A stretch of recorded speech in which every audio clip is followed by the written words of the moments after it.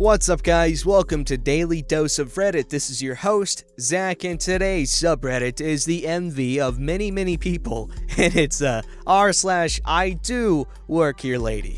Alright, this story's called From Airport to Park Entrance. Was listening to this subreddit being read on YouTube when I remember this adorable story from when I was doing an internship for a certain mouse in Orlando, Florida a few years ago.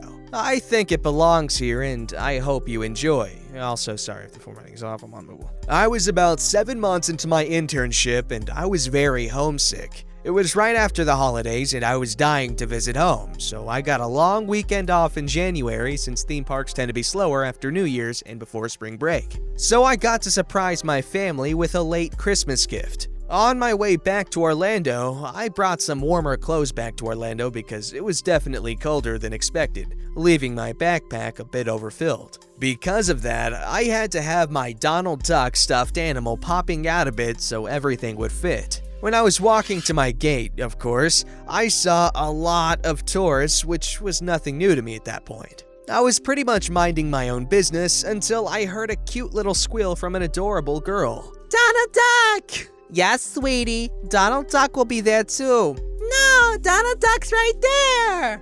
Adorable girl points to me and my stuffed Donald in my bag. Sorry, ma'am. She's a bit excited. Don't worry, she's got every reason to be excited. Are you going to Disney World too? It's gonna be my first time. That's so exciting. And yes, I am. And you want to know something cool? Of course! I actually work for Mickey. No way! I think that means that you better be on your best behavior on the plane so she won't tell Mickey you are bad and then won't let you into the park. I nod in agreement. And if you behave, I'll make sure he knows that you're coming and he'll have some extra special magic for you when you get there. Really?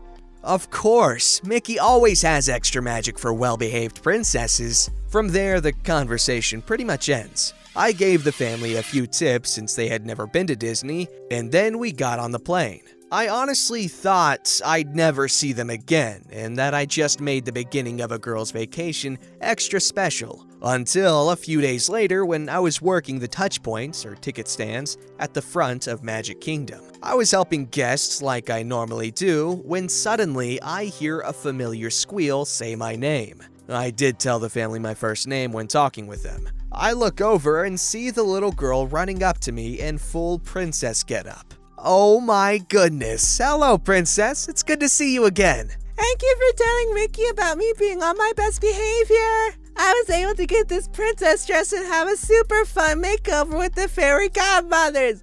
Now I'm gonna go eat in Cinderella's castle. I looked up to her mom. It was obvious they had planned the makeover as a surprise and used the whole Mickey thing as an explanation. Why don't we get a picture of you two together and then let her get back to work?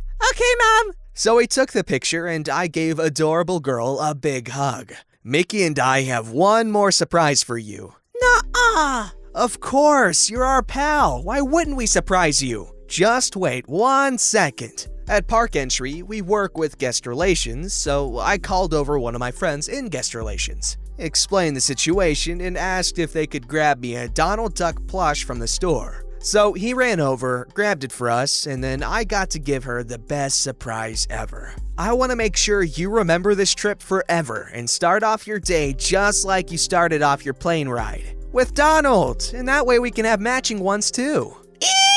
Thank you, that's so cool, you're the best! At this point, her mom is crying and adorable girl is running around like a kid at a candy store. Adorable girl and I took one more picture with the plush and then I wished them a goodbye and worked the rest of my shift. Edit. Thank you for the platinum and golds and all of the lovely comments. I'm happy to sprinkle a little bit of wholesome positivity during these crappy times. Reading how happy this made you all is making me happy. Proud to throw out a good story amongst all the Karens. And it's much appreciated. Holy cow. Who else was waiting in anticipation of some entitlement just out of nowhere, but was pleasantly surprised when there was none to be found? Also, you're welcome for the incredibly realistic little girl voice. I pride myself.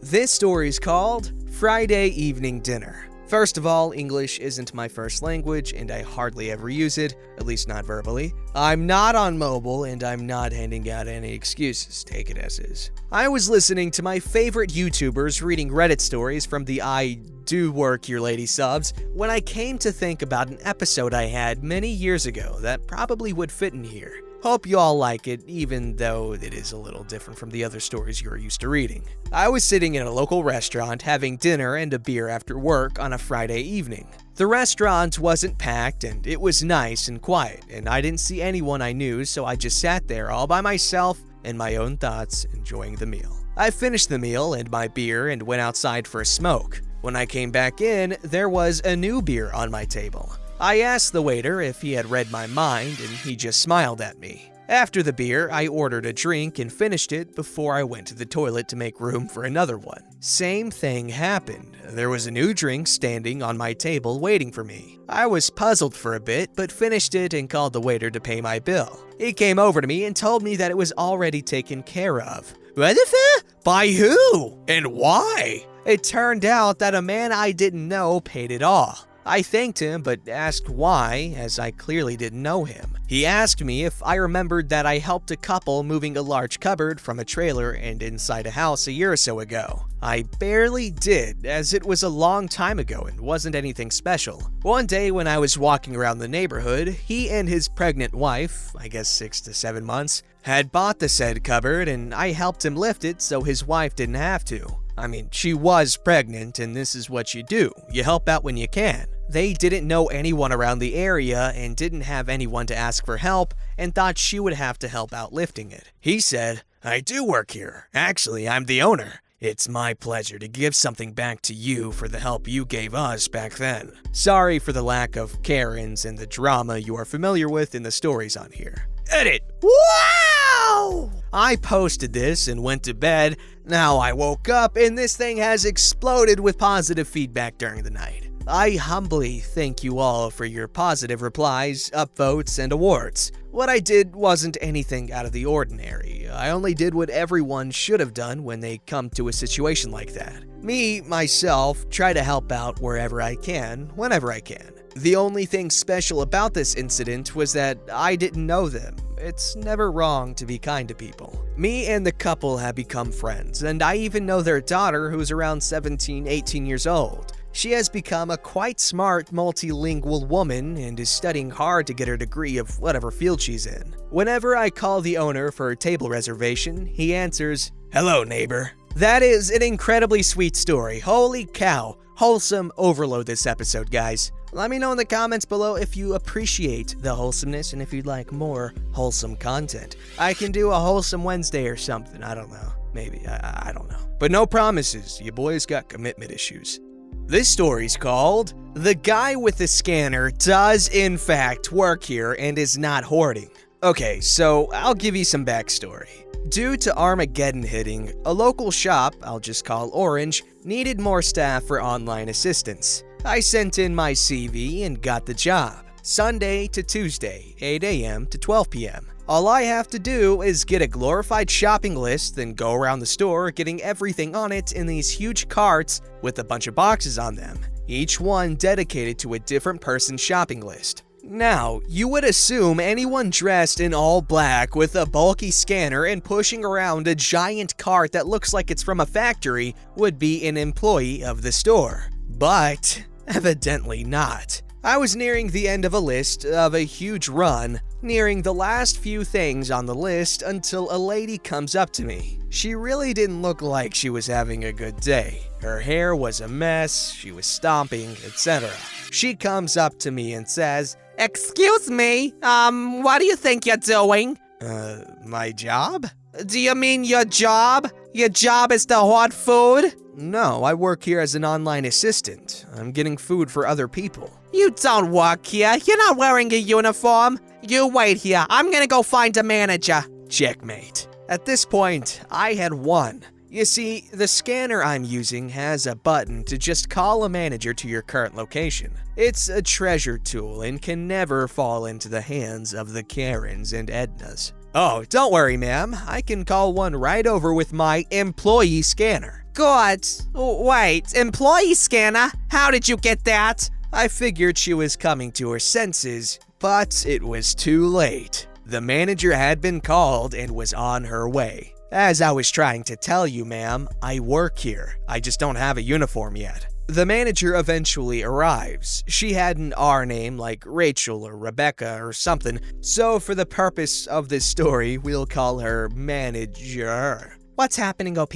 This lady thinks I'm hoarding. Could you please explain what's going on? If you're not hoarding, why do you have such a big cart? It's to carry around people's online shopping. He's doing shopping for customers who can't come into the shop due to the outbreak. Then why doesn't he have a uniform? It's on order. We're just waiting for it to arrive, so for now, he's just wearing all black like all the other temporary assistants. The lady, who at this point looked quite defeated, just says, Oh, is there anything else I can help you with? No, I think we're done here. All right then, I'll get back to the online room. Are you nearly finished? Yep, just need to get a lot of bread. It seems like such a popular item. The manager takes her leave and so does the lady, looking rather embarrassed just to be completely served in probably the most professional way I've ever seen. I never thought I would find a Karen, or as I always called them, an Edna, anywhere outside my family, but here we are. To end on a positive note, I made an old lady laugh because she was looking at some alcohol, and the store has a Thank 25 policy. So if someone looks under 25, you should ask them for ID. So I approached her and said, "Excuse me, ma'am, you need to be 18 or over to purchase that, and you don't look a day over 17. I'm gonna need to see some ID." She laughed and just said, "Oh, thank you, dear." So that was nice. Edit! The reason I said employee scanner is because there were two types. Basically, the employee ones are bulkier, have black cases, and look more like a gun with a flat top. The ones customers use look like white and orange phasers from Star Trek. Seems like Karen's the type of lady to hail a taxi, get in, and accuse the driver of being a thief because he's not wearing a taxi uniform. Alright, this story's called... Not sure if this belongs here, but yes, working the info desk is part of my job. I work as a baker at a supermarket, but I'm also fully trained in pretty much everything the shop floor could throw at me. The bakery in my store is right next to the customer information desk, which processes refunds, allows customers to pay off their credit card bills, and is where they pick up any click and collect orders. The shop floor has been incredibly busy thanks to Brovid-19. Our morning deliveries have been way bigger, but we have the same amount of staff we've always had. As a result, in the mornings, I've been manning the desk as well as doing my usual bakery duties because we don't have enough floor staff to have them running up and down to the desk every 5 minutes. I'm stocking up the front of the bakery when I realize a man, probably 70-ish and very middle class, is waiting by the desk. There's a doorbell on the desk which rings further down the store to get colleagues' attention, but also a note next to the doorbell that says if nobody is there to go see the baker as I can't hear the doorbell over the ovens. So I stop what I'm doing and ask if he's waiting. He says he's fine, so I assume someone else had already gotten to him and carried on with my day. Maybe 10 minutes later, I'm heading out of the bakery again to go fill up a shelving unit further down the store with some fresh rolls, and this guy is still there. I ask if I can help him. This time he looks up and down, taking in my baker's whites and hairnet before reiterating that no, he's fine. Alright, I shrug and carry on. Another 5 minutes or so pass, and a manager comes up the store and happens to come past the desk, at which point this guy starts laying into her because he's been waiting for so long. Nobody has been answering the doorbell. He only wants to correct a voucher that hadn't come off his receipt. I'm close enough to this to hear my manager say, "I'm actually just with another customer at the moment, but I'm sure OP will be able to help you," before she rushes off and I, with my best polite smile, step out of the bakery. Conversation goes something like this. "Hello again, sir. What can I do for you?" "I've been waiting for some time, as you know, and nobody has come to serve me. This is unacceptable." "Are you here to collect an order?" "I've been ringing the doorbell for at least 10 minutes and..." "If you're here to collect an order, can I just get your surname or order number so I can nip and grab it for you?" He splutters and pales a little. "No, I'm here because this voucher didn't come off my receipt, but Not a problem, sir. I can have that sorted in just a second for you.